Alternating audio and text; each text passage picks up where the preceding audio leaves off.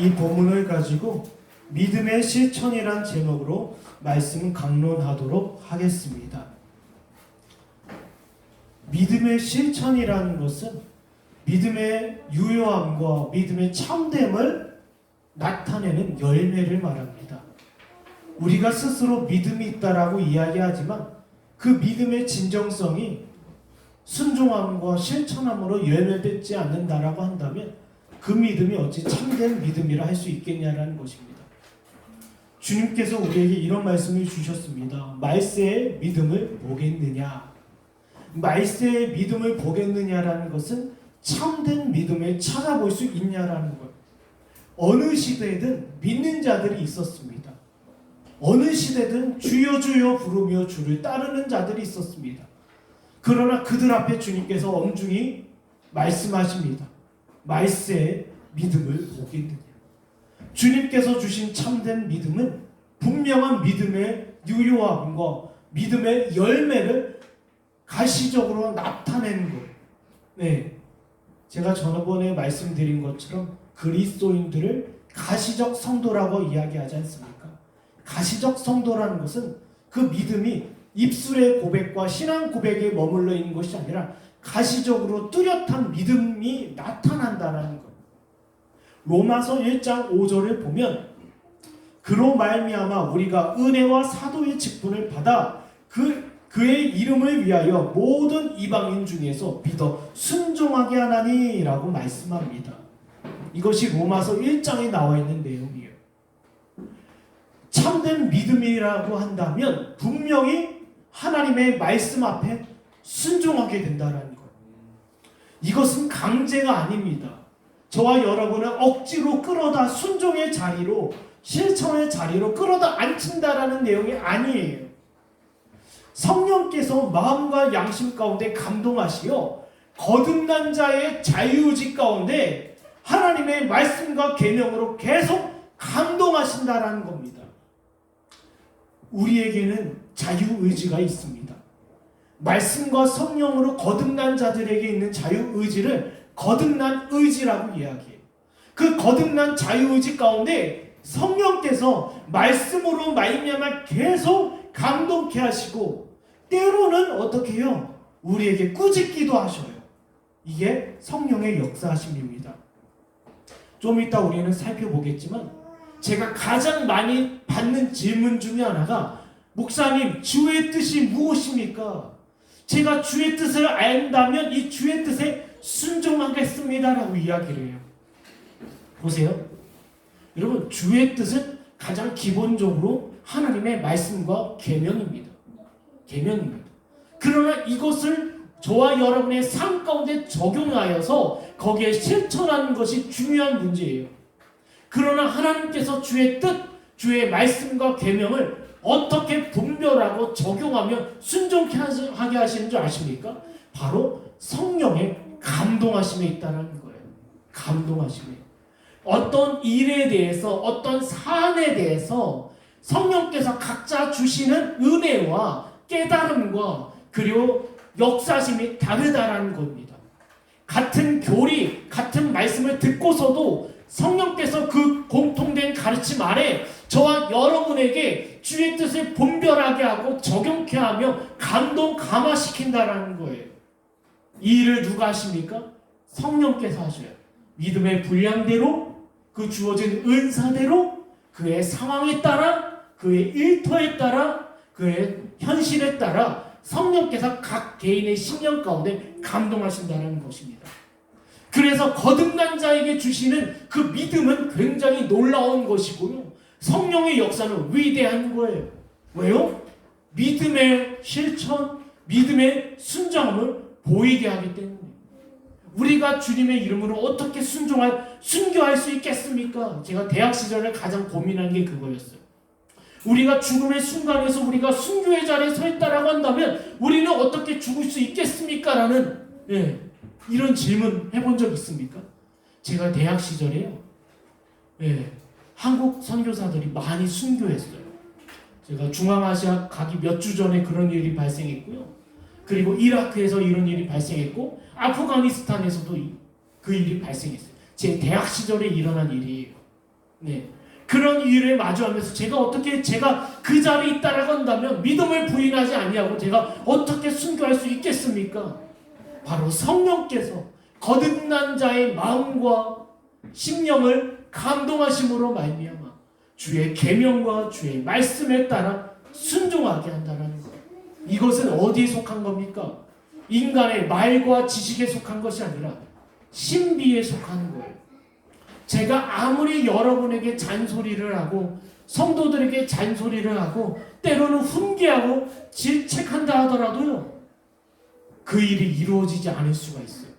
그러나 목회자로부터 증거되는 하나님의 말씀 가운데 성령께서 역사하신다라고 한다면 굳이 누가 시키지 않아도, 누가 강제하지 않아도, 누가 억지 부리지 않아도 그 일에 있어서 성령의 역사심을 따라 순종하게 된다는 거예요. 이런 원리 가운데 있었을 때 우리는 마침내 누구에게 영광을 돌릴 수 있어요? 목회자가 아니라 누구에게? 하나님께 영광을 돌릴 수 있는 거예요. 저는 주어진 말씀을 따라 설교할 뿐입니다.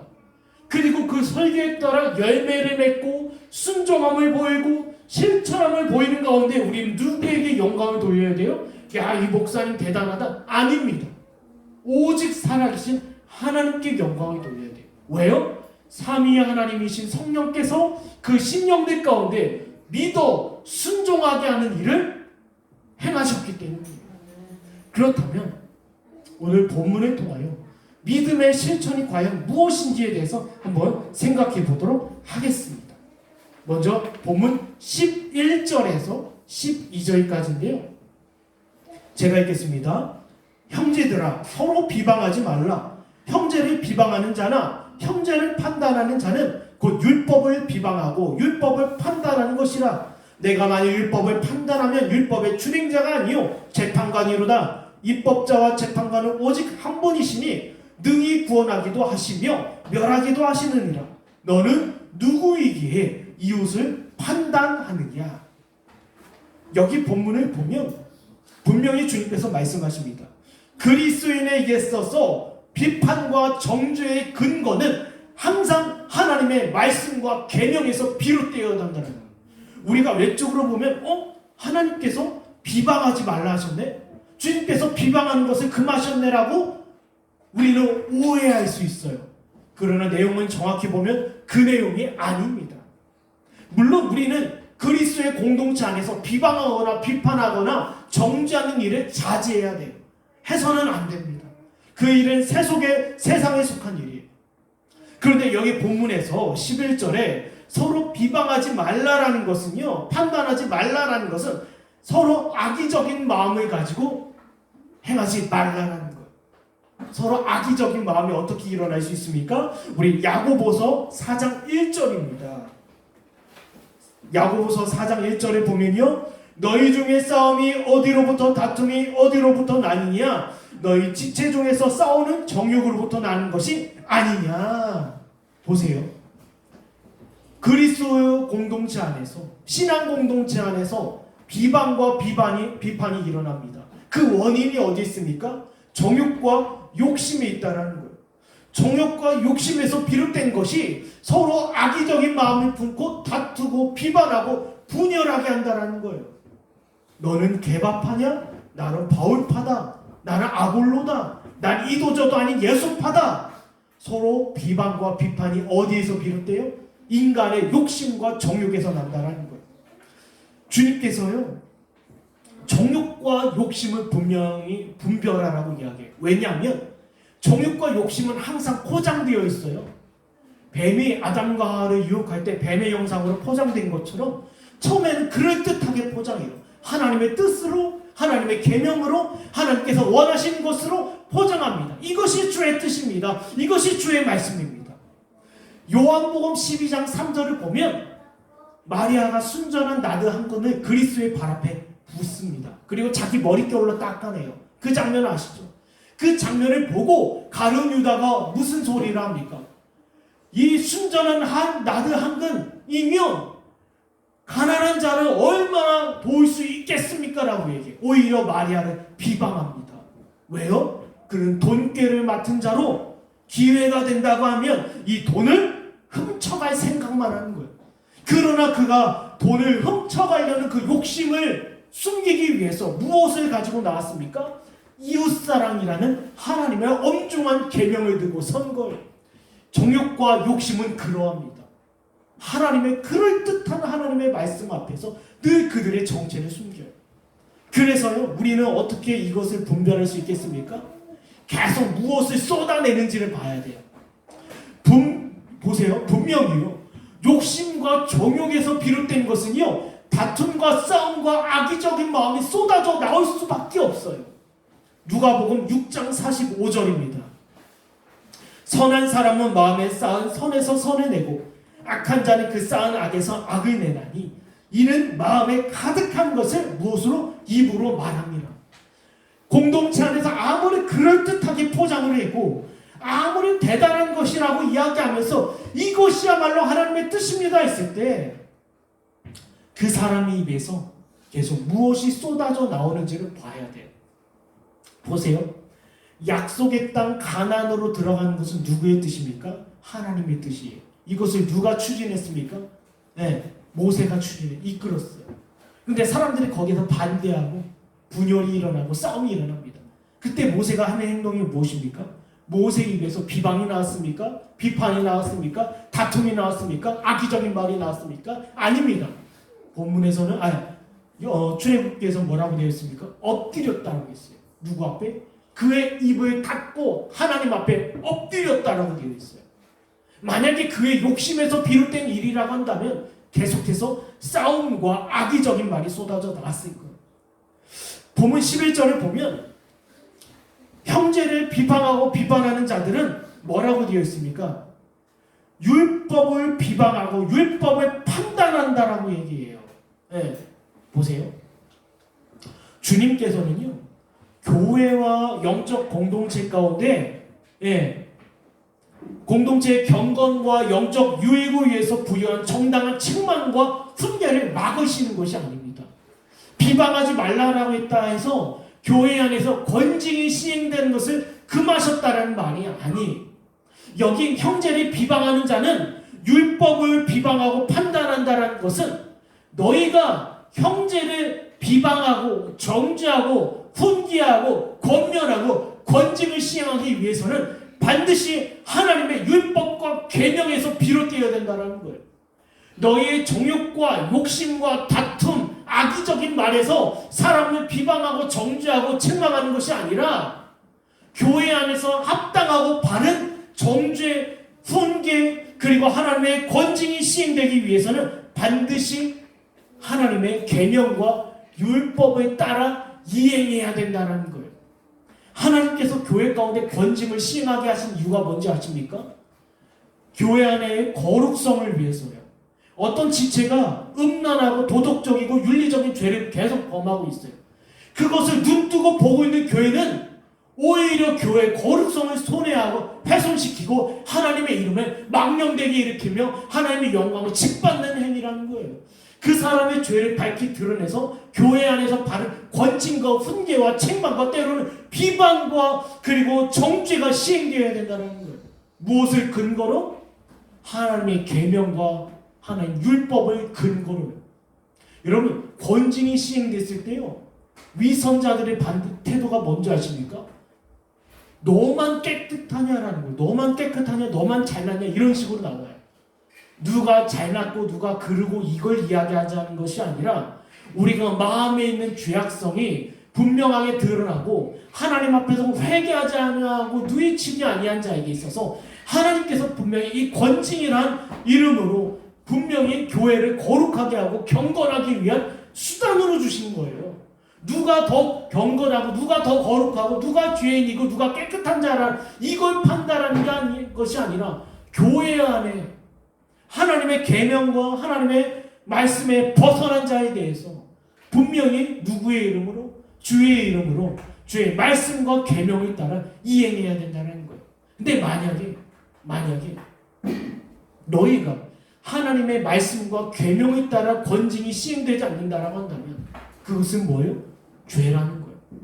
하나님의 말씀과 계명에 따라 행하지 아니하고 욕심과 너의 탐욕과 정욕을 위에서 시행이 된다라고 한다면, 이 사람 목사님 말을 안 따라 정주의 권징에 이래선 안 된다라는 거예요. 네. 또 한 가지가 있습니다. 하나님께서 저와 여러분에게 율법과 계명을 주셨음에도 불구하고 불법한 일을 행하는 자를 눈뜨고 주저하고 지켜보고 있다라고 한다면, 이 또한도 뭐예요? 스스로 율법의 준행 자리에 앉아서 교만이 행하는 거와 똑같다라는 거예요. 똑같다라는 거예요. 두 가지입니다.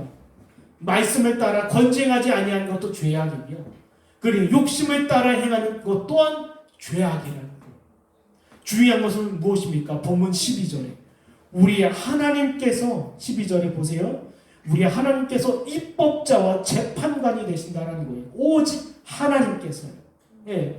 하나님께서 입법자와 그리고 시행자가 되시는 이유, 원인이 있습니다.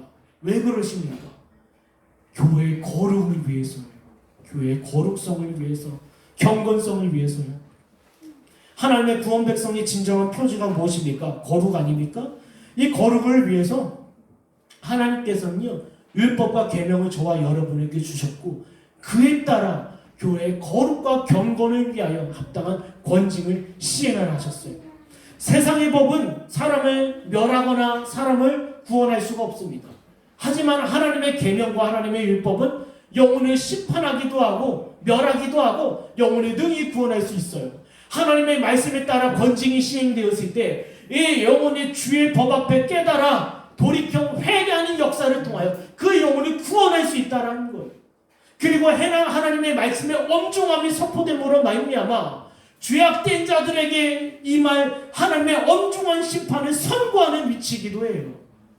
그리고 분명히 여기 본문에서는 너희 욕심에 따라, 너희 감정에 따라 영혼을 정죄하지 말고 하나님의 계명과 하나님의 율법을 따라 분명히 하나님의 권징을 시행하는 거예요. 그것이 사람 입장에서 비판으로 받아들일 수 있고 정죄함으로 받아들일 수 있지만, 하나님의 분명한 계명과 하나님의 율법에 따라 이행되는 것은 합당하다라는 거예요. 그렇다면 우리 다음으로 본문 13절과 14절입니다.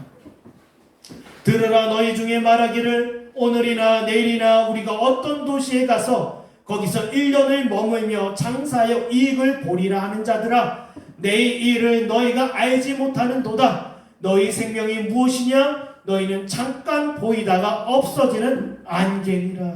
안개니라. 보세요. 다음으로 이익의 마음을 빼앗겨 성령의 감동 없이 행하지 말라라는 거예요. 처음엔 뭐라고 되어 있습니까? 처음에는요, 사람의 정욕과 욕심을 따라 사람을 비방하거나 비판하지 말고 모든 하나님의 계명과 율법을 따라 판단하라 라고 이야기했어요. 그럼 다음으로 이익의 마음을 빼앗겨 성령의 감동 없이 행하지 말라는 거예요. 보세요. 본문 13절을 보면 가장 먼저 들으라 하십니다. 들으라. 앞으로 너희에게 큰 심판이 닥칠 것이니 주의하여 주의 계명에 귀 기울이라 이거. 주의 말씀과 주의 법에 귀 기울여 들으라는 겁니다. 오늘날 우리 시대 얼마나 혼란스럽고 복잡하고 얼마나 어려운 가운데 있습니까? 오늘 우리가 선거하지 않았습니까? 사람들이 각자 지지하는 당에 따라 이행해요. 내가 이 당을 지지하니까, 내가 이 인물을 지지하니까. 여러분, 앞서 우리가 말씀한 바처럼 가장 중요한 기준은 뭐예요? 하나님의 계명이에요. 이 정당이, 이 인물이, 이 사람이 하나님의 법 앞에서 바른 결정을 내리니까 이걸 보자는 거예요. 실정법을 가지고 하나님의 자연법을 반대하고 있지는 않은가. 이 세상의 법을 가지고 하나님께서 베푸신 자연 원리에 대적하고 있지는 않은가. 이걸 보자라는 거예요. 이것은.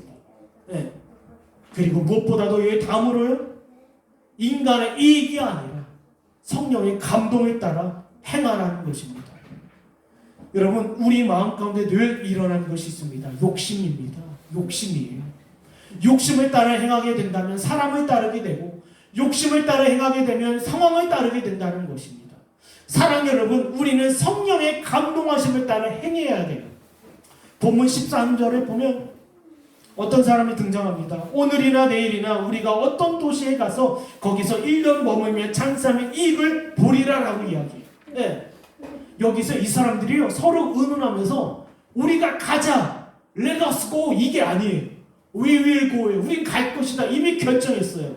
이미 계획했어요. 그 목적을 위해서 우리는 we will go, 우린 갈 것이다. 결정 내렸어요. 여러분 주님께서 말씀하시는 건요. 장사하는 게 죄악된 일이 아닙니다. 어느 지역에 가서 장사를 해서 이익을 남기는 건 지극히 당연한 일이에요. 오늘날 경제를 보면 이익을 남기는 것은 죄악된 일이 아닙니다. 예. 이익을 남겨 어떤 우리가 이윤을 취하고 그리고 우리가 어떤 은행 이자를 통하여 어떤 이자금을 받고 이런 일들은 죄악된 일이 아니에요. 그런데 여기 본문에서는 주님께서 너희에게 정죄받을 일이 있다. 장사하거나 이익을 남기는 것이 아니다. 너희가 정죄받을 일은 하나님의 인도하심과 섭리를 구하지 않았다라는 거예요. 눈앞에 이익을 따라 행했다라는 것입니다. 어느 지역 가면 장사가 되겠지. 우리는 거기로 반드시 갈 거야. 하나님의 인도하심과 섭리를 요나와 같이 구하지 않았다라는 거예요. 나는 니느웨로 가기 싫어. 나는 다시스로 갈 거야. 그 가운데 하나님께서 베푸시고 역사하시는 섭리를 향해서 기도하지 않았다라는 거예요. 주기도문을 통하여 제가 저번에 기도에 대해서 말씀드리면서 우리가 항상 기도해야 된다는 것은 24시간 기도의 집을 운영하는 자들처럼 백날 죽치고 앉아서 기도하라는 말이 아니라 언제든지 어떤 상황이든지 우리는 기도할 수 있어야 된다는 거예요. 그런데 이 일은 쉽지 않습니다. 언제든지 어떤 상황에서든지 과연 기도할 수 있습니까? 기도하지 않아요. 그러나 주님께서 그것을 지금 정죄하시는 것입니다. 사랑하는 여러분, 우리는 언제든지 기도할 수 있어야 됩니다. 이익을 따라 행하는 것이 아니라 주의 뜻이 어디에 있는지를 살펴봐야 돼요. 왜냐하면 잠언 16장 9절입니다. 잠언 16장 9절에 사람이 마음으로 자기 길을 계획할지라도 그의 걸음을 인도하시는 이는 여호와시니라. 네. 이익을 얻는 것이 나의 손에 있는 것이 아니라 우리가 어떤 우리의 생명과 우리 경제적인 상황을 위하여 어떤 재물을 얻는 것이 우리 손에 있는 것이 아니라 주께 달렸다라는 거예요. 본문 14절에 뭐라고 되어 있습니까? 14절에 너희는 내일 일을 알지 못한다라는 게 있어요. 내일 일을. 여러분 경제학자, 인류학자, 미래학자들이 미래를 점치지 않습니까? 예견하지 않습니까? 통계를 내리고 어떤 그래프를 가지고 어떤 자료를 가지고 미래를 예견하지 않습니까? 근데 그것이 틀릴 수도 있어요. 코로나 사태를 누가 알기나 했습니까? 예견했습니까? 여러분 대적 마귀도요, 악한 영들도요, 미래일은 몰라요. 무당이 점치는 것처럼 잘 보는 것죠? 아니에요. 그들도 모릅니다. 미래일은 누구에게 달렸어요? 분명히 말씀이 나와 있어요. 미래일은 누구에게 달렸다? 주님께 달렸다라는 거예요. 그 사람이 아무리 대단한 곳, 좋은 곳에 간다 하더라도 이걸 본다라는 것 누구의 손에 달렸습니까? 주님만 아시고 주님의 손에 달렸다라는 것입니다. 마귀도요, 자기의 지식과 지혜를 가지고 어떤 데이터를 가지고 우리를 유혹합니다. 너희도 이렇게 갈 거면 잘 될 거야. 마귀들이요, 악한 영을 가지고 어떤 무속인들, 무당, 어떤 타로점을 보는 자들에게 역사를 합니다. 강하게 역사해서요, 미래를 마치 점치는 것처럼 얘기해요. 그러나 그것은 확실한 것이 아닙니다. 그들도 자기들의 지식, 마귀와 악한 영들의 지식이 얼마나 대단한 줄 아십니까? 여러분 인류 역사와 함께 있어요. 마귀의 역사는요, 얼마나 데이터가 축적이 됐겠습니까? 얼마나 지식이 탁월했겠습니까? 천사였던 자들인데요, 그 지식과 그 데이터와 그 통계를 가지고 사람을 유혹하고 미혹하는 거예요. 앞날이 마치 그렇게 될 것처럼. 보세요, 이 사람의 마음이 지금 과연 그렇다는 거. 하나님의 뜻을 묻지도 않고 이익을 얻기에 자기 손에 달린 일로 여겼으며 무엇보다도 이 세상 이익에 마음을 온통 빼앗겨버렸다는 거예요. 스가랴 7장 11절에서 12절은요, 세상 이익에 마음에 빼앗긴 자의 마음의 상태를 뭐라고 되어 있습니까? 12절에 마음이 금강석같이 되었다라고 얘기해요. 스가랴 7장 12절입니다. 마음이 금강석같이. 왜요? 왜 마음이 금강석처럼 변했습니까? 욕심에 따라, 이익에 따라 세상 재물의 눈에 어두웠기 때문입니다. 여기 본문 14절에 보면요, 이와 같은 자들의 세 가지 무지함에 대해서 이야기해요. 이들은 내일 일을 모른다라는 것, 그리고 사람이 살고 죽는 일이 하나님의 손에 있다라는 것, 그리고 무엇보다도 너희 인생은 안개와 같이 짧다라는 거예요. 이 세상이 부유한 자, 권력자들, 대단한 자들, 명성이 있던 자들, 이름 높였던 자들이 수많은 있었지만 그들의 생명과 그들의 인생은 안개같이 짧았다라는 것입니다. 그렇다면 너희는 이와 같이 연약하고 안개와 같은 자들이고 하루 앞날을 알지 못하며 동시에 하루 앞날을 알지 못할 뿐만 아니라 동시에 너의 영혼에 대해서, 너의 길에 대해서, 너 인생에 대해서 그 안위를 보장받지 못한 너희들아, 너희들에게 있어서 가장 유익된 길은 성령의 감동하심을 따라 행하라는 것. 거듭난 자들에게 그 마음과 양심을 감동시키시고 역사하시는 누가 있다라고 했습니까? 성령께서 함께 하신다라고 했어요. 성령이 너희 마음 가운데 어떤 역사를 역사하시는지 살펴봐라. 보세요. 성령의 역사심에 따라 아브라함은 본토 친척 아비집을 떠나 지시할 땅 곧 가나안으로 나아갔습니다. 그 가나안에 무엇이 있었습니까? 기근이 있었어요. 출애굽한 이스라엘은 홍해를 마주했습니다. 광야 생활을 마주하게 되었어요. 가나안을 마주하게 되었습니다. 사도 바울은 아시아로 가지 아니하고 마게도냐로 갔을 때 곧 그의 고난과 어려움과 심지어 순교의 자리로 인도함을 받았습니다. 여러분, 성령으로 인도함을 받는 삶, 성령의 감동하심을 따라 우리가 나아가게 된다면 그 길이 비참에 이르고 고난에 이르고 치욕스럽고 우리가 정말 고된 일이 할지라도 그것이 그리스도 안에서 복된 자리라는 것입니다. 그렇다면 마지막으로 우리가 15절과 16절을 살펴보겠습니다. 너희가 도리어 말하기를 주의 뜻이면 우리가 살기도 하고 이것이나 저것을 하리라 할 것이거늘 이제도 너희가 허탄한 자랑을 하니 그러한 자랑은 다 악한 것이라. 그러므로 사람이 선을 행할 줄을 알고도 행하지 아니하면 죄니라.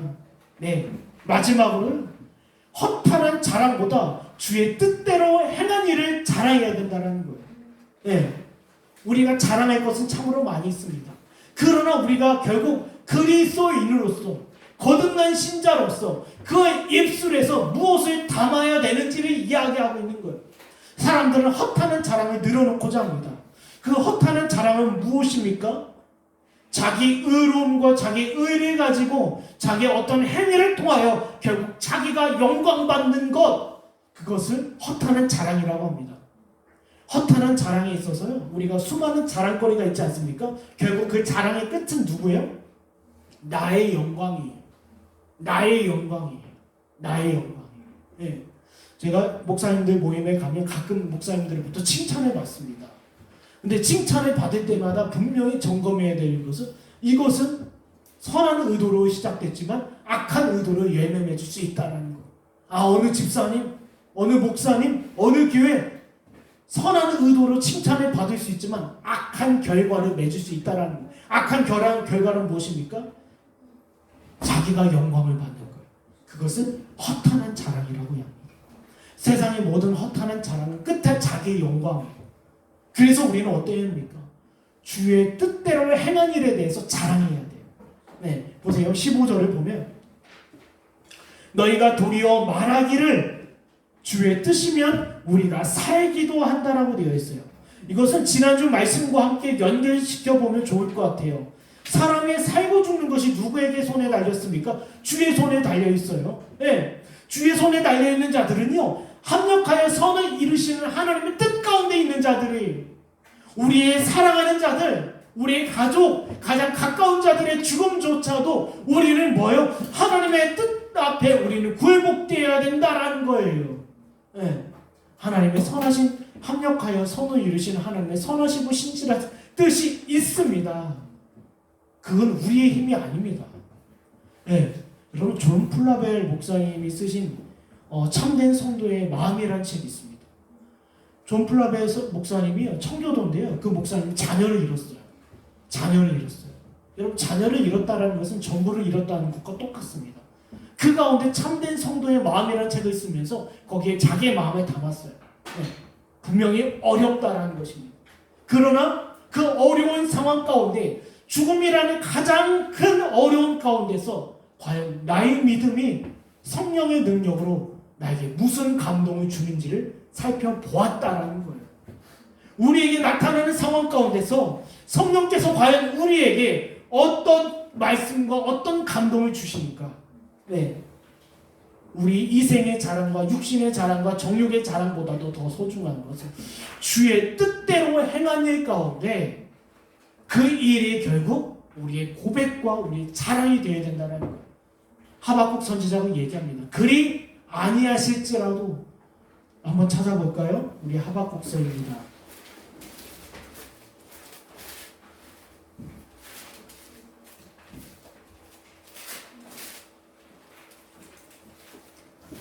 하박국 3장, 하박국 3장입니다. 3장 18절에 보면 17, 16절 이하로 보면 그리 아니하실자로 18절에 나는 여호와로 말미암아 즐거워하며 나의 구원의 하나님으로 말미암아 기뻐하리로다. 이것이 우리에게 속한 거겠습니까? 아니죠. 믿음에 속한 거예요. 네. 어느 상황에서든 어떤 조건이 있어든 어떤 환경이 있어든 심지어 죽음 앞에서도 생과 사가 주의 주권 아래 주의 뜻 아래 머물러 있기 때문에 우리는 주의 행하신 일을 높이며 고백한다라는 것입니다. 로마서 14장 8절에 우리가 살아도 주를 위하여 살고 죽어도 주를 위하여 죽나니 그러므로 사나 죽으나 우리가 주의 것이로다. 그래서 히브리서 11장입니다. 히브리서 11장 한번 볼까요? 11장 38절에 이런 사람은 세상이 감당하지 못하느니라 라고 되어 있어요. 이런 사람은 세상이 감당하지 못하느니라. 심지어 삶과 죽음의 현장 가운데서 주의 뜻을 높이며 주께 그 영광과 그 모든 찬송의 고백을 자랑하는 자들, 드러내는 자들, 이런 자들을 어찌 세상이 감당할 수 있겠냐라는 거예요. 네. 그리고 본문 15절에 다시 한번 보면 너희가 도리어 말하기를 주의 뜻이면 이것이나 저것을 하리라 할 것이거든. 네, 보세요. 우리가 어떤 계획과 뜻을 품고 어떤 일을 행할 수 있습니다. 그러나 주님께서 그것을 허락하실 수 있고 막으실 수도 있어요. 그러면 그 상황 앞에서 저와 여러분의 믿음과 그 양심은 어디로 향해 있습니까? 네, 그것 또한 우리는 감사히 행한다는 거예요. 보세요. 그래서 주님께서 저와 여러분에게 고난을 주십니다. 환난을 주셔요. 실패를 허락하셔요. 왜냐하면요, 고난과 환난과 실패를 통하여 저와 여러분의 믿음을 연단하셔요. 그리고 그 믿음은 믿음 가운데 어떤 계획을 하나님께서 허락하시기도 하시고 아니면 허락하지 아니하실 때도 있어요. 그때 우리는 때를 쓰거나 하나님 앞에 억지를 부리거나 그러지 않는다라는 거예요. 어떤 목사님이나 어떤 사람들은 하나님 앞에 당신의 마음에 품은 뜻이 있으면 억지로 매달려라, 생때를 써라, 때를 써라, 자식이는 부모 어디 있냐? 그것은요 불경건한 말이고 불신앙에서 비롯된 말이에요. 하나님께서 기뻐하시는 일이 아닙니다. 성경 어디에서도 자기의 뜻을 하나님 앞에 관철시킨 사람은 없어요. 하나님의 뜻을 하나님 앞에 아뢰는 사람은 있어도 자기의 뜻을 하나님 앞에서 억지로 내세워서 그걸 관철시킨 사람은 없습니다. 왜요? 믿음이 그렇게 이야기하지 않기 때문이에요. 성령께서 그걸 기뻐하지 않기 때문입니다. 하나님께서는요, 저와 여러분의 믿음을 연단하셔서 때에 따라 허락하시고 허락지 아니하시는 일 앞에 우리가 온전히 순종하게 하신다는 거예요. 창세기 15장 6절에 아브라함이 그 믿음을 얻고 의롭다 하심을 얻습니다. 그리고 나서 그 믿음 가운데 수많은 연단의 시간이 있어요. 약속을 기다리지 못할 때가 있었으며 그리고 때로는 하나님 앞에 의심하기도 했어요. 그러나 그의 믿음의 아름다움은 창세기 15장에 독자 이삭의 받침으로 말미암아 나타나지 않았습니까? 고난을 통하여 믿음의 연단하심으로 말미암아 주의 뜻 앞에 우리가 온전하게 순종하게 이끄신다는 거예요. 그래서 본문 16절에 피어난 허탈한 자랑을 악한 것으로 여기고 내던지게 돼요. 허탄한 자랑 뭐라고 했습니까? 자기가 영광받는 것 아니에요? 자기가 영광받는 일은 악한 일입니다. 악한 일이에요.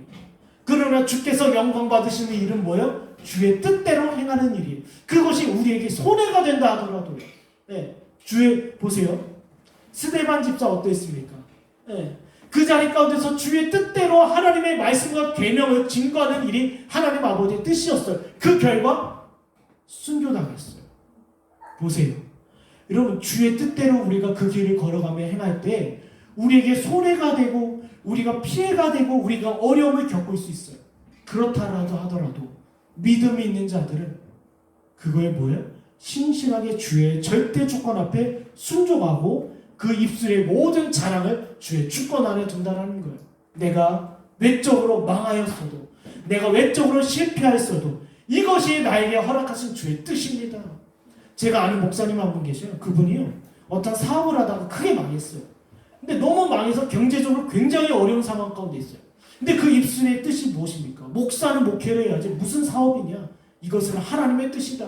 내가 망하고 안 된 것이 하나님의 뜻입니다. 뭐예요? 그 입술에 허탄한 자랑이 매여 있는 것이 아니라 결국 주의 뜻과 주의 뜻대로 행한 일을 자랑하고 높인다라는 것입니다. 그렇다면 마지막 본문 17절에는요, 이런 말씀이 있습니다. 사람이 선을 행할 줄 알고도 행하지 아니하면 죄니라. 앞서 말한 모든 내용을 정리합니다. 하나님께서 믿음의 순종함과 믿음의 실천에 대해서 말씀해 주셨습니다. 하나님의 구원 백성이라고 한다면 마땅히 행해야 되는 의무에 대해서 일러주셨어요. 비판과 정죄가 근거되어서 사람을 비방해서는 안 되고 하나님의 말씀에 있어서의 모든 비방의 정죄의 근거를 찾으라. 네, 다시 말씀드리자면 모든 권징의 근거는 하나님의 말씀과 계명이 있다. 이익을 따라 마음을 빼앗겨 성령의 감동 없이 행하지 말라. 그리고 허탄한 자랑보다 주의 뜻대로 행한 일을 자랑하라. 요 세 가지, 하나님의 거듭난 자라고 한다면 성령께서 저와 여러분 가운데 감동하시고 말씀하신 이 세 가지에 대해서 분명히 이행해야 된다는 거예요. 그리고 이행하기를 갈망해야 된다는 거예요. 이것이 오늘 밤 저와 여러분에게 주신 가르침입니다. 이것을 알고도 행하지 아니한다라고 한다면 그것은 분명한 죄가 된다는 사실입니다. 이 시간 말씀을 마무리하면서요, 사랑하는 여러분, 우리가 하나님을 만홀히 여기지 아니했으면 좋겠습니다. 하나님께서 거듭난 자들에게 주시는 마음과 양심 가운데 더하시는 성령의 능력과 성령의 인도하심이 이러함에도 불구하고 우리가 알고도 순종하지 아니한 자들이 되지 않길 간절히 원합니다. 오늘 세 가지에 대해서 생각해 봤습니다. 비판과 정죄 곧 권징의 근거는 하나님의 말씀과 계명이 있다. 세상 일에 대해서도 마찬가지입니다. 세상 일에 대해서도 근거는 하나님의 말씀에 있다는 것. 이익에 따라 마음을 빼앗겨 성령의 감동 없이 행하지 마십시오. 허탄한 자랑보다 주의 뜻대로 행한 일을 자랑하십시오. 요 세 가지를 여러분의 참된 의무로 삼으시는 저와 여러분에게 간절히 축원합니다.